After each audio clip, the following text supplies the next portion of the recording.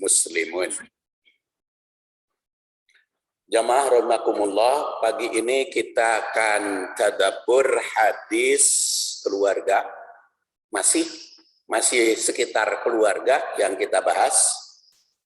Isinya adalah tanggung jawab orang tua dalam mendidik keluarga. Jadi orang tua sebagai pendidik utama dalam keluarga. Hadisnya adalah Ismail bin Al-Ash As-Sijistani.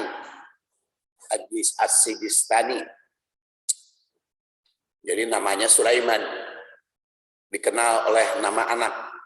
Karena anaknya Daud. Sehingga menjadi Abu Daud. Lahir 202, wafat 275. Meriwayatkan hadis. Haddasana Muammal bin Hisham,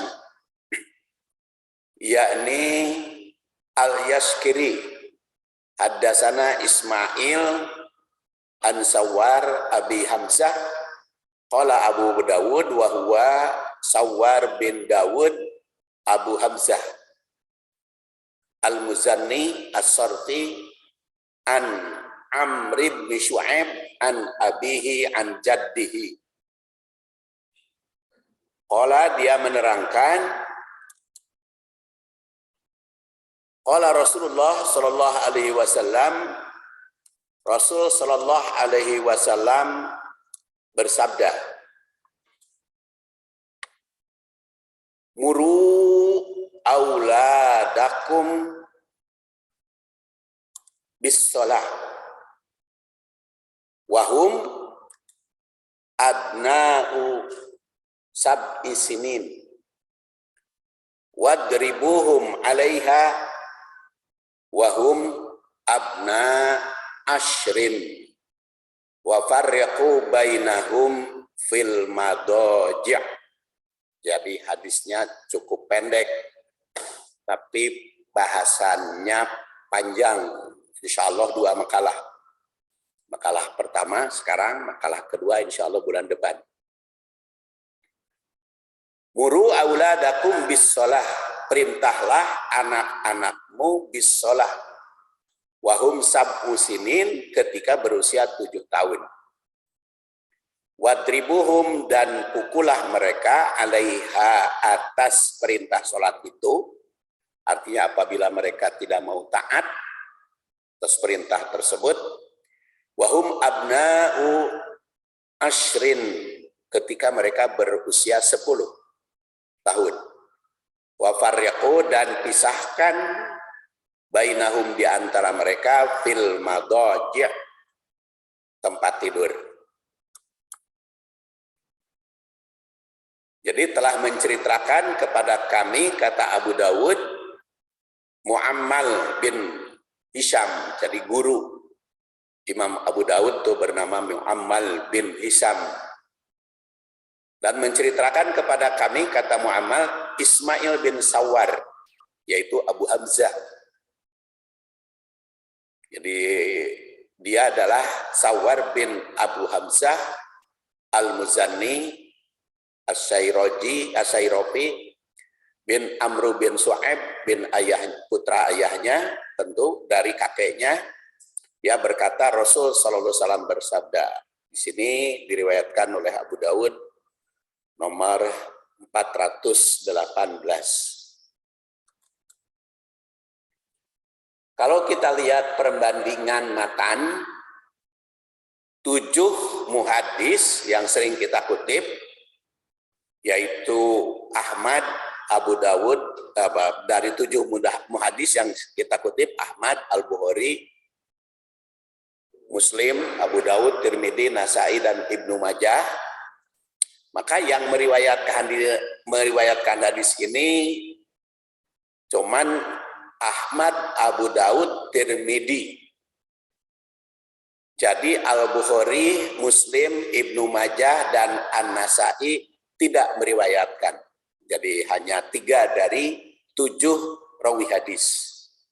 Jadi 3 ulama meriwayatkan hadis dari 7 muhaddis. Dan redaksinya ternyata beda-beda antara Abu Daud, Tirmidzi, dan An-Nasai. Tapi redaksi Abu Daud ada 2. Halaman nomor 418 itu bunyinya muru auladakum bis-shalah wa hum abna'u sab'i sinin wadribuhum 'alaiha wa hum abna'u ashrin wa fariqu bainahum fil madaji'. Tapi nomor 417 murus sobi.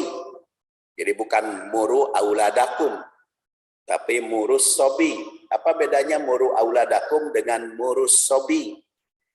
Kalau muru auladakum yang diperintah sholat itu hanya anakmu, anak kalian, anak sendiri, auladakum. Tapi kalau murus sobi, siapapun anak yang berusia 7 tahun yang berada di tanggung jawab kita, yang menjadi tanggung jawab kita, baik itu anak angkat, keponakan, atau anak siapapun yang berada di tangan kita harus diperintah.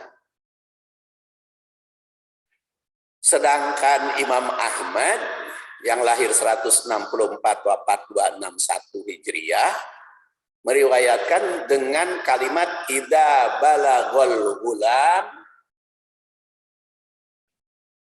sab'a sinin umiro bisolah. Jadi bukan muru auladakum kalau menurut riwayat Ahmad mah idza balaghul gulam sab'a sinin umiro bisolah, diperintah. Fa idza balaghu asyran duriba alaiha. Kalau menurut riwayat At-Tirmidzi bukan muru, bukan umiro, tapi anlimu as-sobi as-solat. Ajari.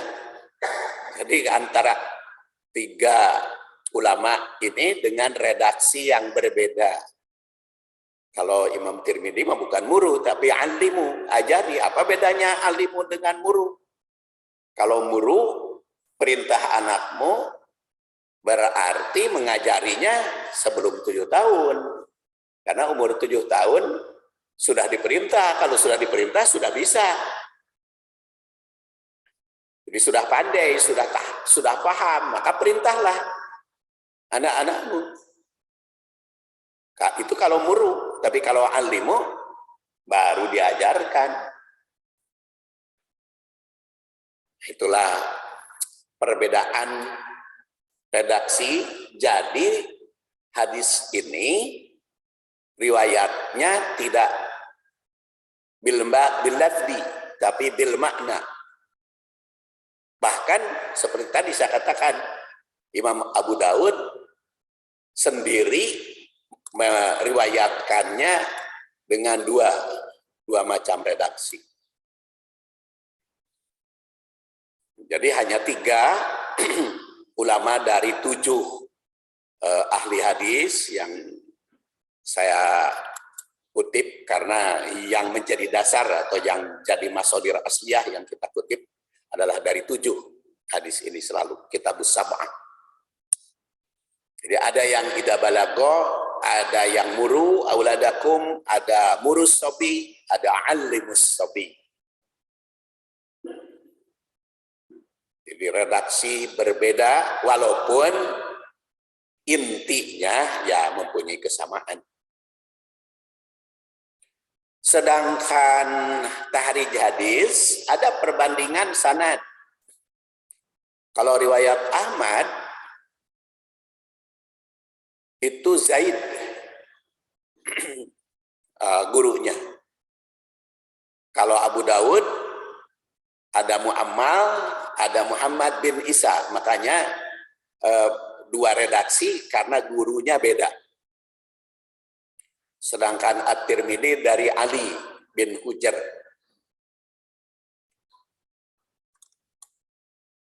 Jadi ketiga rawi menerima hadis dari gurunya masing-masing. Ahmad meriwayatkan hadis dengan nomor 14798 dari gurunya bernama Zaid bin Habab. Abu Daud nomor 418 dari gurunya bernama Muammal bin Hisham. Namun pada 417 meriwayatkan dari gurunya bernama Muhammad bin Isa.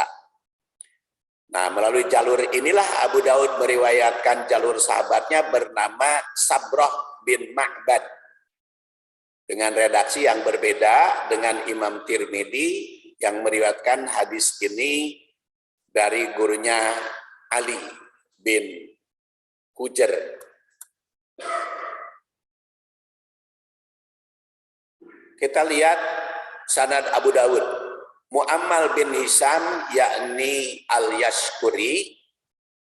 Tadi seperti saya katakan, itu dinamai Abu Hisham. Hidup di Basrah dan wafat 263. Jadi bertemu dengan Abu Daud ya. Karena Abu Daud itu lahir 202. Beliau 263.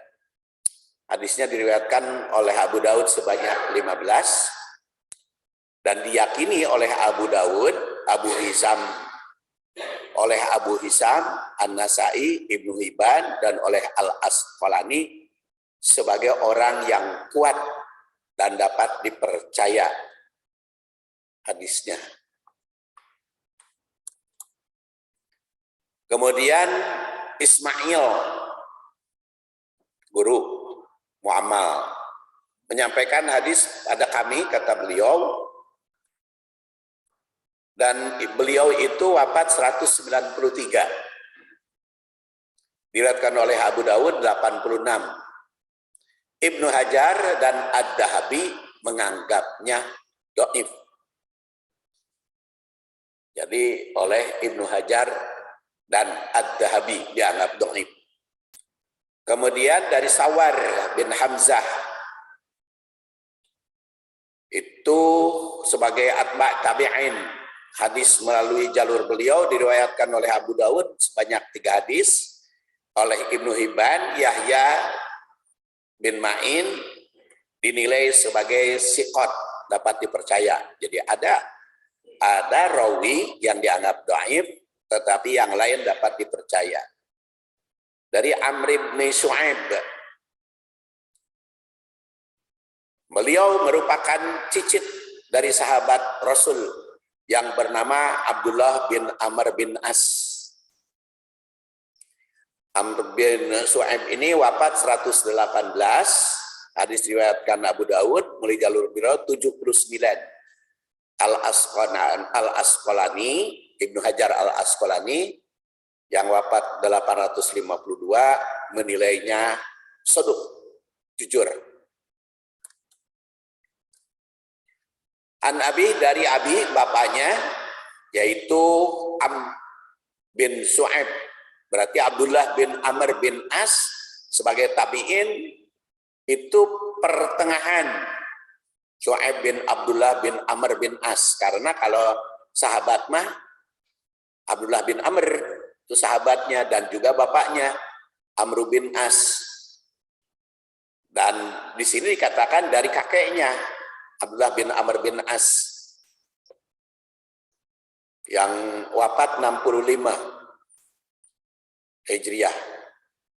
Dan beliau ya sudah memeluk Islam sejak tahun ke-7 Hijriah. Begitu pula Amr bin As, ayahnya. Dan riwayat Amr bin As cukup panjang, saya lewat saja. Kemudian kita lihat tarikh hadis. Kalau tadi tarikh sanad ya, yang diriwayatkan oleh Abu Daud, sekarang tarikh hadisnya, tarikh makannya, matan hadis tersebut. Pertama kita lihat dari doa Rasulullah SAW ketika bayi lahir. Jadi kita telusuri dari awal untuk memahami hadis ini. Hadis tentang perintah pada orang tua agar memerintah anaknya sholat ketika berusia 7 tahun. Jika memperhatikan redaksi dari riwayat Ahmad, yang wafat 241 Hijriah itu dengan kalimat idza balagol gulam sab'a sinin. Apabila anak berusia 7 tahun, di situ gulam. Gulam itu sama dengan sobi ya. Jadi sifatnya umum, bukan hanya anakmu, tapi siapapun anaknya apabila sudah sampai 7 tahun. Jadi kalau ada kalimat idza balago, berarti ada latar belakangnya. Ada yang sebelumnya. Makanya kita telusuri hadisnya dari tanggung jawab orang tua dalam mendidik anak sejak sebelum 7 tahun. Sejarahnya. Jadi secara historis merupakan rangkaian perintah lain. Jadi pasti ada perintah lain karena di situ idza balagha yang berkaitan dengan anak sejak lahir. Rasul sallallahu alaihi wasallam memberi contoh ketika lahir itu sebagaimana diriwayatkan oleh Ibnu Abbas atau Abdullah bin Abbas yang lahir 3 sebelum Hijriah, wafat 68 Hijriah, karena Rasulullah SAW yu'awwidul Hasana wal Husain wa yaqulu inna abakum kana yu'awwidu biha Ismail wa Ishaq a'udzu bikalimatillahi tammah min kulli syaitonin wa hamatin wa min kulli ainin lamah. Itu doanya. Makanya kalau kita menengok bayi, ini doanya jangan sama dengan menengok pengantin. Kalau yang menengok pengantin kan barokallahu laka wa baraka alaik. Tapi kalau bayi mah doanya a'udzu bikalimatillahi tammah min kulli syaitonin wa hamatin wa min kulli ainin lamah. Kita doakan kepada bayi tersebut. Kalau di sini kan kalimatnya u'idu bikalimatillah. Jadi kalau u'idu bikalimatillah tamah min kulli syaitonin wa hamatin wa min kulli ainin lamah, berlaku bayi laki-laki maupun perempuan. Berlaku pula bayi itu kembar atau satu. Ya, di situ tidak disebut objeknya berapa orang. Jadi doanya Rasulullah SAW itu a'udzu bikalimatillahi tammah min kulli syaitonin wa hamatin wa min kulli ainin lamah.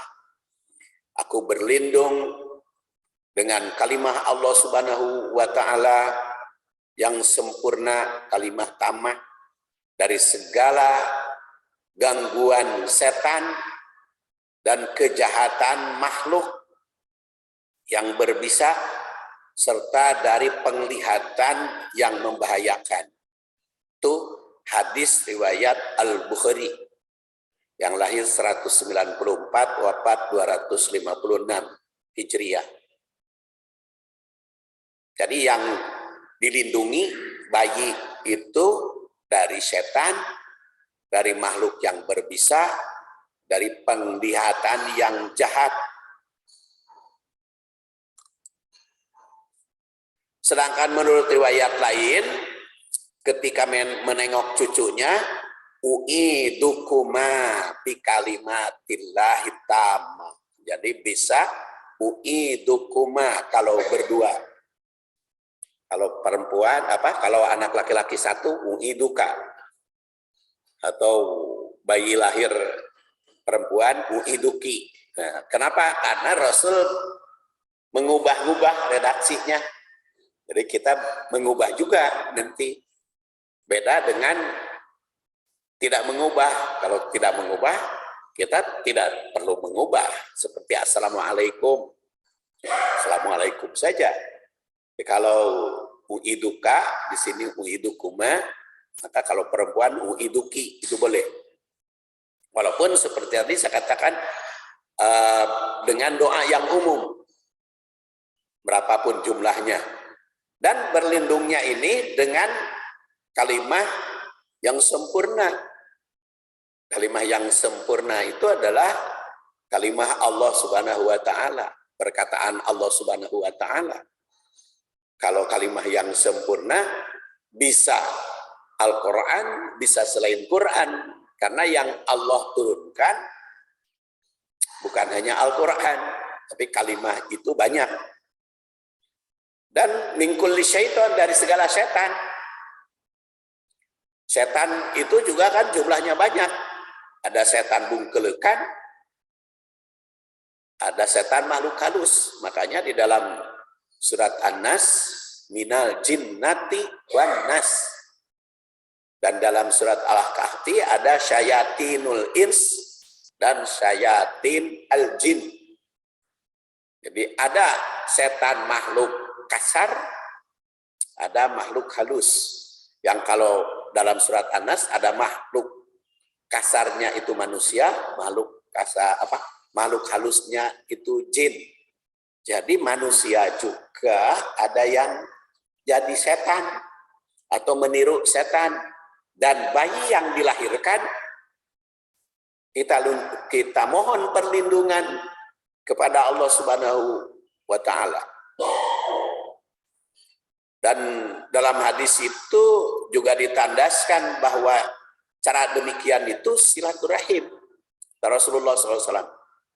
Cara demikian itu doa atau mendoakan Ibrahim kepada putranya yang bernama Ismail dan Ishak.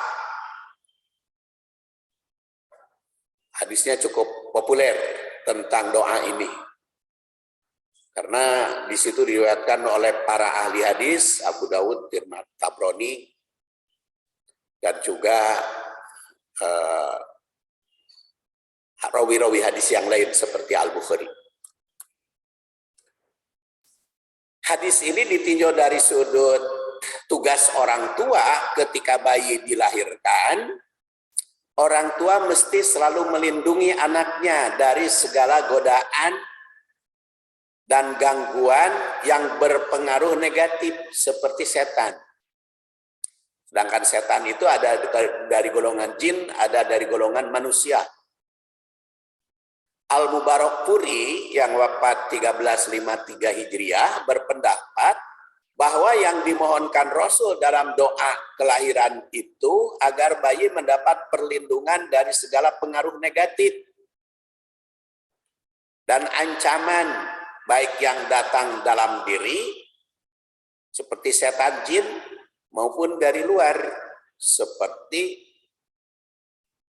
setan manusia. Itu u'iduka bi kalimatillah. Dan kalimat u'idukuma atau u'idu bi kalimatillah memberi bimbingan agar orang tua menyambut kelahiran bayi itu dengan kalimah Allah. Kenapa kalimah Allah? Karena di situ bi kalimatillah. Jadi menyambut bayi itu dengan kalimah Allah. Kalimah thayyibah. Nah, makanya ada yang adanan. Kita lihat. Yang jelas di situ dengan kalimah Allah atau kalimah thayyibah. Itulah mungkin salah satu alasannya banyak ulama yang menganjurkan orang tua memperdengarkan adzan atau kalimah lain pada telinga bayi. Seperti dianjurkan oleh Imam Al-Ghazali yang yang lahir 450, wafat 505 Hijriah. Imam Ghazali itu mengajarkan adzan di sebelah kanan, qomat sebelah kiri. Hadis yang dijadikan dasar oleh mereka adalah dari Ar-Rafi', ra'aitu Rasulullah sallallahu alaihi wasallam adzana fi udunil Hasan bin Husain, yaitu hina waladatku Fatimah. Bisolah, dengan adzan sholat. Ketika dilahirkan oleh Fatimah. Jadi ke telinga Hasan, putra Ali, yaitu ketika dilahirkan Fatimah. Dan itu hadis riwayat Ahmad yang wafat 241 dan Abu Dawud yang wafat 275 serta At-Tirmidzi wafat 275. Hadis ini dianggap dhaif oleh sebagian ulama. Sedangkan menurut At-Tirmidzi sebagai hadis hasan sahih. Jadi kalau tentang adzan bagi bayi mah dianggap dhaif oleh sebagian ulama dan dianggap hasan sahih oleh At-Tirmidzi. Memang hadis tentang adzan bagi bayi didengarkan, diperdebatkan kesahihannya. Tapi memperdengarkan kalimat thayyibah ketika bayi dilahirkan terdapat dasarnya pada pemahaman hadis riwayat Al-Bukhari. Jadi hadis tentang adzan mah disebut dhaif, tetapi ada hadis yang sahih, yaitu yang diriwayatkan oleh Al-Bukhari.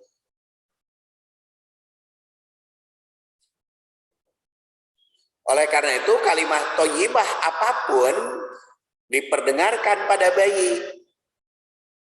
Dan diriwayatkan dari Ikrimah, dari Ibnu Abbas, Rasul bersabda, iftahu ala sibyanikum awwala kalimah. Bukalah pendengaran si bayi itu dengan kalimat yang baik. Mulailah atas bayi kalian yang lahir itu dengan kalimat la ilaha illallah. Ini hadis riwayat Abdur Razak dan hadisnya marfu'.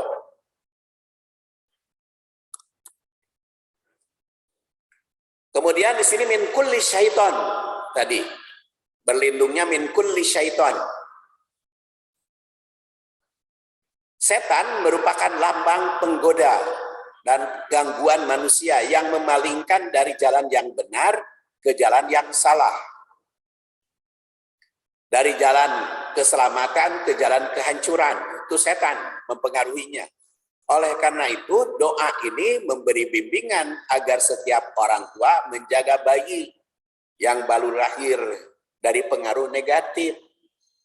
Kenapa yang kita doakan itu agar bayi bebas dari godaan setan, dari pengaruh negatif? Karena ketika dilahirkan, bayi itu fitrah.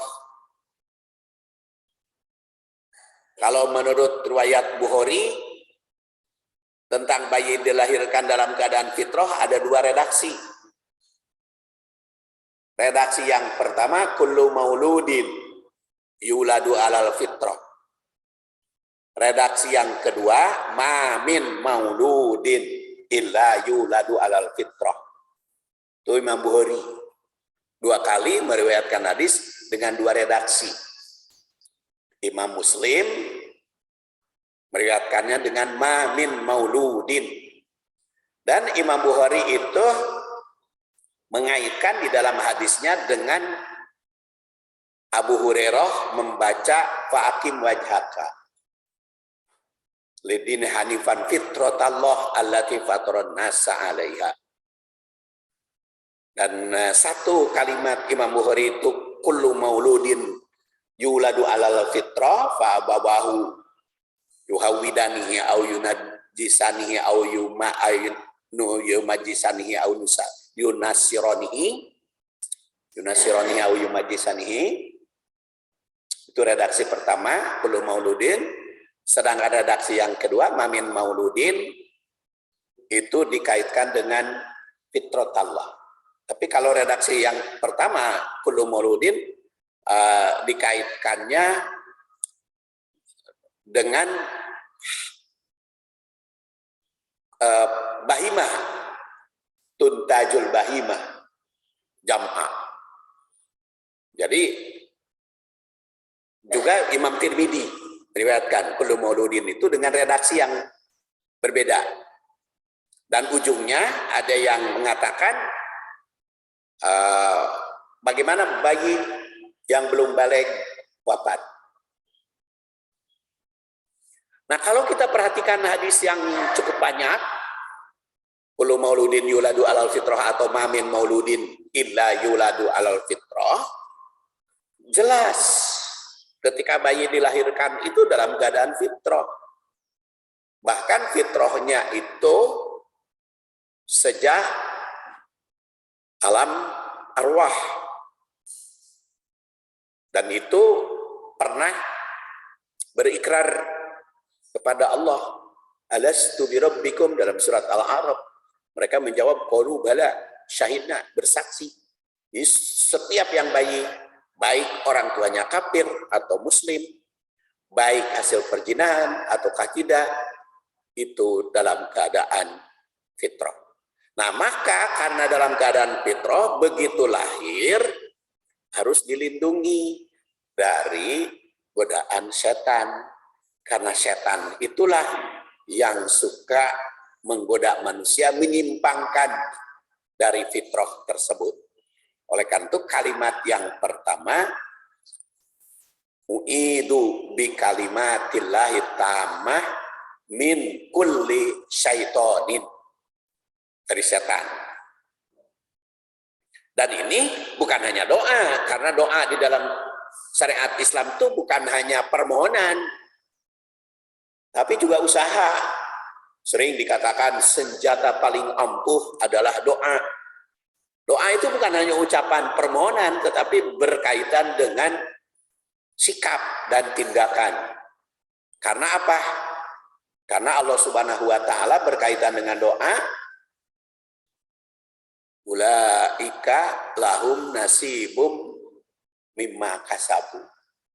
Bagi yang berdoa itu begitu. Dalam surat Al-Baqarah, mereka berdoa tentang dunia, tentang akhirat, tentang dunia akhirat. Dikabulkan atau tidak oleh Allah berkaitan dengan kasabu. Makanya kalau kita mengatakan doa itu sakti, harus waspada. Siapa yang sakti itu? Kan kita sering, doa itu sakti, bisa menentukan segala-galanya. Kok doa yang menentukan segala-galanya? Yang menentukan segala-galanya mah Allah. Doa mah hanya permohonan, permintaan. Sekarang ada doa yang dikomersilkan lagi.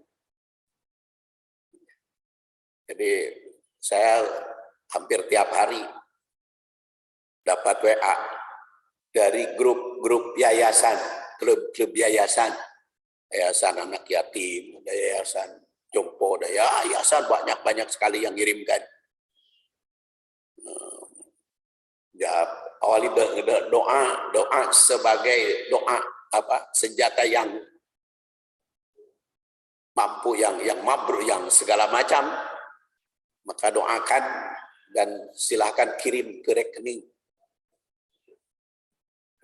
ini yayasan. Doa dikomersilkan. Ikhtiar. Jadi mereka ikhtiar dengan doa dapat duit, ya. Dapat duit supaya kita didoakan. Jadi memberikan doa itu artinya kita disertai ikhtiar melindungi anak dari godaan.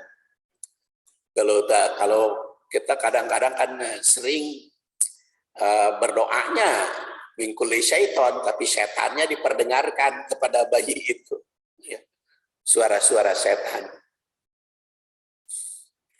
Kemudian dari setan, wahamatin wa min kulli ainin lama, berlindung dari segala kejahatan makhluk, baik berupa hewan maupun bakteri, karena di situ dikatakan hamatin wa min kulli ainin, mata bahkan. Kenapa kok mata juga dilindungi? Bisa saja dari penglihatan yang nengok ada pengaruhnya ya. Makanya bisa saja sekarang yang nengoknya nggak pakai masker, padahal dia punya penyakit menular, terserah apa saja penyakit menular nama. Yang sekarang musim COVID, jadi siapapun yang batuk, pilek, nyeri tenggorokan, periksa positif COVID, apa nama gitu. Sering ya. Tapi alus di COVID-kan jadi temayar rumah sakit. Lamun teu di COVID-kan kudu mayar ke rumah sakit, kemudian di COVID-kan kan tanggung jawab pemerintah. Jadi aya bagusnya teh di COVID-kan teh, jadi teu mayar. Apalagi meninggal ya, meninggal kan bisa ratusan juta. Tapi kalau di COVID-kan kan teu mayar. Tong ngambek di COVID-kan, terima aja. Supaya tidak bayar. Karena apa? Karena kan kesehatan di Indonesia itu katanya, kata BPJS, gotong royong. Dan keuntungan BPJS itu kan triliunan. Jadi kalau gratis itu sebetulnya pangmayarkan dari pihak lain. Jadi ulah untung teuing gitu BPJS jadi dipakai. Nah, jadi di sini kejahatan makhluk baik berupa hewan maupun bakteri. Nah, bakteri juga sering kan muncul. Seperti pernah saya katakan, sejak zaman Umar bin Khattab ada bakteri jahat, yaitu di negeri Sam, Syria. Sampai tentara-tentara Muslim banyak yang wafat. Antara lain Abu Ubaidah Al-Jarrah itu wafat oleh taun di Sam. Al-Mughirah bin Syu'bah, Mu'ad bin Jabal itu meninggal di situ di taun Ahwas. Jadi jangan dianggap enteng memang penyakit menular itu. Jadi ada ustadz yang mengatakan, wah cenah COVID mah bukan taun. Taun mah kena pagi, wafat sore. Kata ustadz kan begitu di YouTube. Kok kalau menurut saya, kok penyakit dianggap enteng? Nggak bisa dianggap enteng. Itu harus diwaspadai. Makanya di Alfitros sekarang digulungkan lagi. Ya itu ikhtiar. Bukan hanya berdoa, Allahumma robban nas, munibal ba'si, adibil ba'sa. Karena kalau hanya bisa berdoa, ya para sahabat juga kena dulu. Umar bin Khattab sampai tidak jadi ke negeri Sam tahun 18 itu.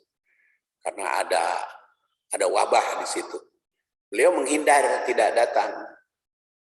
Justru sahabat yang lain, Al-Mughirah bin Syu'bah, Abu Ubaidah, Mu'ad bin Jabal, wafat di situ. Umar bin Khattab tidak jadi ke sana. Ketika ditegur, kenapa kok Umar membatalkan? Kata Umar, di sini ada informasi sedang dilanda taun. Pan takdir. Urusan penyakitnya, kata Umar, ya kita menjauhi takdir yang buruk menuju takdir yang baik. Jadi harus ada ikhtiar. Makanya sejak bayi dilahirkan kita doakan.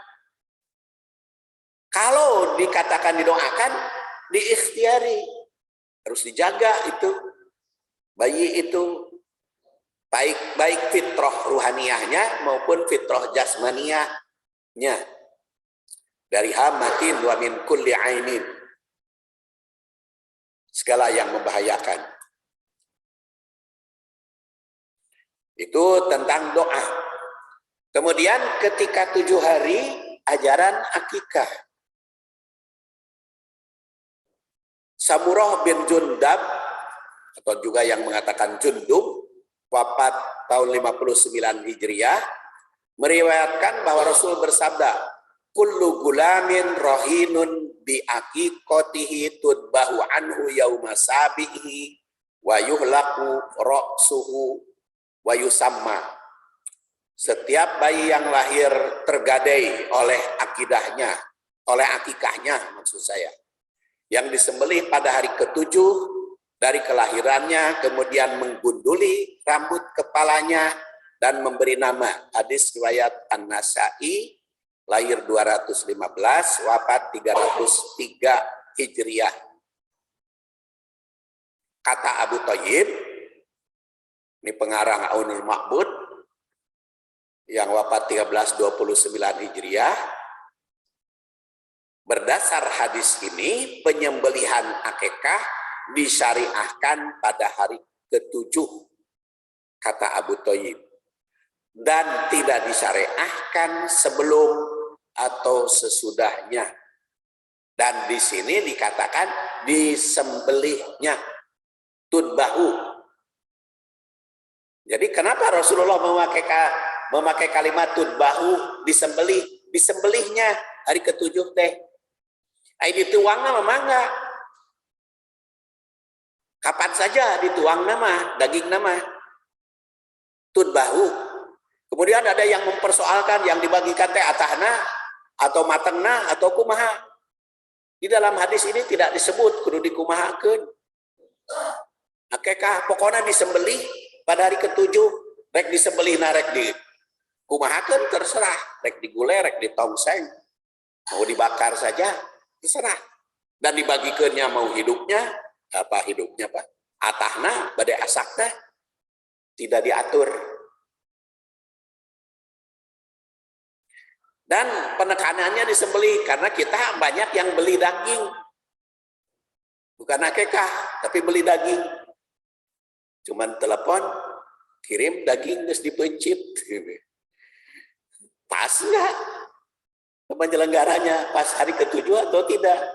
Ya seharusnya kalau akikah itu ya, kalau belinya di tempat, ya kita datang ke tempat penyembelihan, kita yang menyembelihnya, atau bawa siapa yang ahli dalam menyembelih, geresel pada hari ke-7, bukan beli daging. Kan kadang-kadang beli daging itu, geus digulai, dibagikan, begitu. Tidi itu lagi online. Nah, jadi tudbahu, sembelih. Jadi harusnya kita yang menyembelih orang tua. Kalau tidak bisa ya bawa yang bisa menyembelih, pang mencitkeun.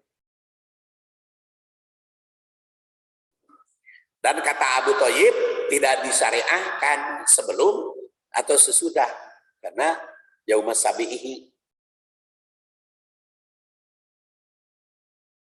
Walau ada yang berpendapat diperbolehkan hari 14, ada yang mengatakan 21. Hari ke-7 tersebut adalah penyembelihan tadi. Ada yang berpendapat hari ke-7 tapi kalau belum mampu maka di hari ke-14. Bila belum mampu 21. Alasan ini hadis dari Ismail Al-Makki. Tapi dia itu termasuk orang yang sering berbuat kesalahan. Kata Muhammad Nasiruddin Albani yang lahir 1914, wafat 1999 Masehi, hadis tersebut dhaif atau lemah, tidak bisa dijadikan hujjah. Jadi yang mengatakan 14, 21 itu hadis dhaif. Ada yang 40 ya. Itu hadis dhaif. Dan ada yang kapanpun. Geus kolot oge cenah rencana akikah mah baheula margi tergade, pemahaman tergade. Jadi can ditebus. Karena logikanya lamun kapagadean kudu disebus. Jadi kan logika, analogi. Bahkan ada yang berpendapat bahwa akikah itu kapan saja bisa dilaksanakan walau sudah dewasa. Namun pendapat itu sulit dicari dasarnya dalam hadis. Soke mangga anu mengatakan kapan saja, termasuk di TV One kan, ada mengatakan kapan saja, atau selebaran dari tempat penyembelihan juga ada gitu. Kita tanya hadisnya, alasannya minta hadis sekarang mah. Jangan alasannya pendapat. Pendapat mah boleh, tapi bukan jadi alasan. Karena sekarang mah jadi syariah. Sering di YouTube itu saya menerima ini tidak sah, kata menurut anu tidak sah. Ayat hadisnya mana? Hadis syariah mana? Quran dan hadis. Jelas bahwa hadis yang sahih mah penyembelihan akikah itu dilakukan hari ke-7. Jadi penyembelihannya mencitna mangga upami pas hari Kamis ke pas penyembelihannya margi hari Kamis mah seunu saraum ya mangga hari Jumat. Tetapi aya acara di rumah pengajian hari Rebo sudah disembelih hari Senin, apa-apa dimasaknya hari Rebo. Penyembelihan akikah dan pengunduran rambut tatkala berusia 7 hari itu berkaitan pula dengan pendidikan bersyukur. Yang paling pertama mah syukur kepada Allah dengan memberi manfaat kepada umat. Jadi begitu lahir teh sudah memberikan manfaat pada umat. Hikmah yang diperoleh dari dari hari 7 itu pertama adalah orang tua mesti bersyukur nikmat mendapatkan anak. Jadi harus bersyukur walaupun can hayang boga anak, begitu lahir anak terima kasih, bersyukur kepada Allah, sambut. Syakur mesti 2 jalur, yaitu kepada Allah itu dengan beribadah dan membagikan daging amal soleh. 3, memberi nama yang baik sebagai cita-cita orang tua agar anaknya soleh, memiliki kualitas yang baik, baik lahir maupun batin. Menggunduli rambut kepala bayi itu sebagai lambang kebersihan jasmani dan kesehatan fisik, karena rambut bawaan dari kandungan itu menurut Imam Ghazali bikin sakit kepala bayi. Imam Ghazali, duka penelitiannya sampai di mana. Kemudian 5, ketika usia 7 hari juga lambang pendidikan disiplin sesuai dengan aturan. Jadi kenapa 7 hari itu disiplin? Karena berkaitan. Dan yang ketiga berkaitan dengan tanggung jawab lain, mulai dari menyusui, membimbing, dan itu bisa dilihat pada surat Al-Baqarah. Di sini ayat 233, saya kira makalahnya saja dipersilahkan dibaca karena sudah jam 6, dianggap cukup. Insya Allah bersambung bahasannya pada bulan depan, baik ke sarah hadisnya maupun takwil dan juga tatbik hadis tersebut. Secara itu Bapak-bapak rahimakumullah, mudah-mudahan ada guna dan manfaatnya, dan insya Allah mungkin wal walidat yurdi nama dibahas pada bulan depan insya Allah.